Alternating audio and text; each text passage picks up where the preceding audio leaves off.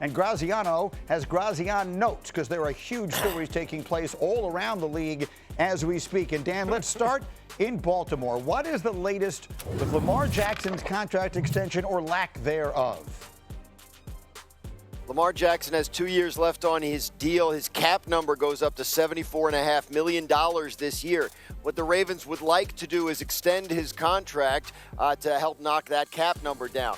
Now, if they can't do that, they have automatic conversion rights and they can add void years and knock the cap number down without his permission. Because Lamar Jackson does not use an agent, they don't really know exactly when they're going to be able to get him to commit to these kinds of talks. So the Ravens hope to get an extension done with Lamar, but right now the timing on that is in question. All right, Dan, how about the Bills? What is their offseason looking like? So they got to get under the cap first and foremost. They have to make some moves to do that. Once they do that, they have to beef up a couple spots on defense. They have 2 offensive linemen who are starters who are free agency, and they will look at the wide receiver market. It's just important for those of us who want them to do big game hunting in the wide receiver market to remember that's just not where they've spent their money and their cap dollars in recent years. So I think they'll upgrade that position, but I'm not sure it's going to be with a monster name. And then finally, Dan, how about the Vikings and their quarterback situation? Yeah, Vikings, Greeny, not ready to give up on J.J. McCarthy just yet, but they're also not ready to sort of hand him the keys and anoint him the starter for 2026 after what happened last year. So look for them to try and add a veteran, particularly if you look at these guys, Kyler Murray, Geno Smith, if they get released by their current teams and are available for cheap, for veteran minimum deals. I think that's the kind of guy the Vikings have in mind that could come in and start and would get J.J. McCarthy's attention and would help give them, a little more time to evaluate whether J.J. McCarthy remains viable for the future without the pressure of having to play and win right now for him. All right, so let me bring my GM guys in on that part of the conversation. Louis Riddick, if you were running the Minnesota Vikings right now, would you be approaching this offseason as one where I need to get J.J. McCarthy's attention? Or would you be approaching it as one where I need to bring in a quarterback who can take this team where I think it can go? Yeah, look, I think it's a little bit of both, although I wouldn't necessarily frame it as I need to get JJ's attention. I think, look, doing all the homework on JJ previously, I think they know what kind of person he is. I think they understand that he probably knows that, look, I need to pick up my game. I need to really iron out some of these technical deficiencies that I have. And really become a more consistent quarterback. I need to stay on the football field, and I need to deliver. So, yeah, I think he understands that. I think they know he understands that. But that being said, look, I think the profile of the person that I'm bringing in is critical here because they moved up to draft him number 10 overall. All right, that's a huge investment in this young man. And I wouldn't right now be sitting there trying to trying to mess with him. I would really be trying to look out for his long-term goals. So a guy like Geno Smith makes perfect sense for me. Has anyone ever said anything bad about Geno Smith as far as the way in which he conducts himself as a professional? The way in which he has committed himself to the craft. You can argue about whether or not he's good enough to be a guy who's going to take you to the playoffs and beyond, but you cannot argue about his professionalism. That's the number one criteria I would be looking for. Obviously, I would be looking for a good quarterback who can kind of maximize this roster. But I would not just bring in any old body in here and go, look, I just need the best player, and I just really need to level up and upgrade, because you're still trying to develop J.J. McCarthy, unless of course, they know that there's something going on in Minnesota I don't know about and they don't like him anymore, which I don't believe is the case. Well, yeah, they don't have to not like him, but the part of Mike that interests me is this is a team that won 14 games 2 years ago. They won 9 games last year with absolutely terrible quarterback play in the best division in football. Like, I'd be thinking deep in the playoffs kind of thoughts if I was Minnesota, and I'd be trying to figure out which quarterback could take me there. Mike, which one do you think it is? I would go with Anthony Richardson. And look, we follow pro football closely.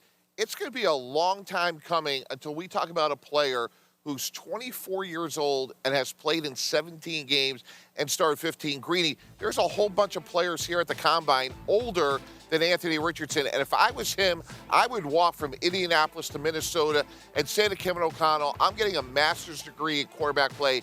You tell me what the tuition is. And if I'm Kevin O'Connell, I say, hey, it's a 2-year deal. We are going to build you up. We're going to get all this great talent out of you. And we've looked at Sam Darnold, Baker Mayfield. Lou mentioned, obviously, Geno Smith. I think Anthony Richardson has tremendous talent. Go to Minnesota, learn, push J.J. McCarthy, who I believe would still win the job short term, and see where you are in a year. Okay, so that's interesting. That's a totally different approach. That would be, I think I could see where that would benefit the player. I don't know that that's going to get the team where they want to go. And then, Dan, let me just finish it with the one name that sort of hovers over a lot of this conversation, and that's Aaron Rodgers. Shefty sort of opened the door to that possibility. Is there a, I see you looking, I'm going to keep him somewhere in the conversation. Yeah. No, but Tannenbaum is shaking his head no. Graziano, are you also, is there any indication that that's a direction this thing could go? Look. Yes, because they talked to him last summer, and he and Kevin O'Connell talked about what it would be like if he came there. Ultimately, the Vikings as an organization made the decision not to do that. So could it be revisited? Heck, there have been changes. I don't know who was for and against last year, but there have been changes in the Vikings' decision-making structure, so you wonder if maybe they'd be more open to it this time around. Greeny, I think the guys I named, those veterans that could get cut, probably plan A here for Minnesota, and plan B would be sort of the older veterans that'll be free agents, such as Aaron Rodgers, such as Kirk Cousins, such as Joe Flacco, guys like that they feel like they could plug in while McCarthy still works on whatever it is he needs to work on. Mike T, I got 10 seconds. Go ahead. Yeah, Greedy, he's going to be 43 in December. Yeah. Go get a player like Anthony who's younger. All Aaron Rodgers is going to do at this point is going to get older. The one thing that we have said here, that's a certainty. The one thing with which no one can argue is that as time goes on, like all the rest of us, Aaron Rodgers is going to get older. The Colts have given quarterback Anthony Richardson permission to seek a trade. Louis Riddick, give me a first guess on what would be a good place for him to go. Yeah, I'm telling you, the Kansas City Chiefs. And I know people are going to sit and go, well, why? They have Patrick Mahomes. He's going to come back from ACL injury. They don't need a backup quarterback. No, Anthony Richardson needs Kansas City. I've seen Andy Reid do this before. I've seen him take people who people had kind of like thrown out, like Michael Vick, and he just rehabbed the guy and wound up, the guy wound up having a resurrection and having like a second act to his career. That's exactly what Anthony needs. He needs that structure down there. He needs that quarterback room. I think in 2027, then, you will get the best version of Anthony Richardson if he can get to a place like this first. It's an interesting concept. Mike Tannenbaum said a different team, Minnesota, same kind of basic idea, though. Go give Anthony Richardson a chance to do what Sam Darnold did, sit somewhere and learn, and then get a chance to come back. He's certainly young enough to do it. Let's move forward. Mike T, give me a first guess on what's going to happen with George Pickens and the Cowboys this offseason. He is going to sign a one-year deal on the franchise tag sometime after Labor Day. That is a mortal lock. That is going to happen because this is an incredibly difficult deal to get done. The Cowboys are going to say T. Higgins, $28.7 million a year, highest paid second receiver.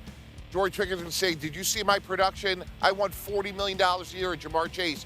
Micah Parsons was easy a year ago. That never got done. This is an impossible deal to get done on a multi-year basis. So Pickens winds up playing on the franchise tag, and that isn't particularly cap-friendly. Tannenbaum, then let me come to, Dan Graziano, let me come to you, because there's been a lot of talk here about the future of A.J. Brown in Philadelphia. You're there where all the decision makers are gathered. What are you hearing about his future? Yeah, based on what I'm hearing, my best first guess is that he's on the Eagles in 2026. Now, you have to hedge. You're talking about the Eagles. You're talking about Howie Roseman, who loves to make deals, who's not going to turn down any kind of conversation if it might help the team. You come calling with a first-round pick or some kind of offer that would blow them away, I certainly think they'll consider it. But I did not get the sense from my conversations here this week that the Eagles are out there eager to move on from A.J. Brown or out there dangling him in trade offers. Possible, sure, but it seems like they are of the mind that they would rather him be on the team in 2026. And I'll say this, Louis Riddick and I are of a similar mind when it comes to his future. I was watching a video of you on a show the other day, Louis. You were saying almost exactly the same things I've been thinking. What is your sense of A.J. Brown and what needs to happen here? Look, they just need to see, it just seems like they need to go their separate ways here. Look, there's just too much smoke around this situation all the time. It just seems like, AJ is constantly feeling as though maybe he's not being utilized properly. He just seems like someone who would be much happier with a different offensive system, with a different quarterback in a different environment. Philadelphia, then, look, I know that no team is in the business of giving up, high-profile players, highly productive players, highly explosive players that can change games around, in a moment's notice. And that's what A.J. Brown is. But at some point in time, you have to kind of balance collecting talent and building teams. If you're going to talk about culture and talk about, having a building that's healthy and having a building that is all just kind of rowing in the same direction, pulling in the same direction, and everyone has a similar mindset, then sometimes you have to act upon that and you have to make tough decisions. And this is kind of like one of those situations where I feel like that's where basically it needs to go. Now, I may be wrong. He may be on the football team in 2026. They may say, hey, look, we're not going to give, fair value for this young man on the trade market, so we're going to keep him here regardless of how it looks from the outside. But I think we all know that this is something that probably would benefit both teams if they moved on. I feel the same way. Mike T, I got 15 seconds. What do you think? I totally agree with you guys. And the ideal spot is the Buffalo Bills. Trade him for the 26th pick in the draft. He's the outside receiver they need. This draft is loaded with receivers, guys. Philly gets a new guy on a rookie deal. Yeah, Buffalo, New England. We have the Chargers mentioned here. Those make some sense. They're all in the AFC, so the Eagles, if they were going to trade him, would want him out of the conference. Let's keep a very close eye on that.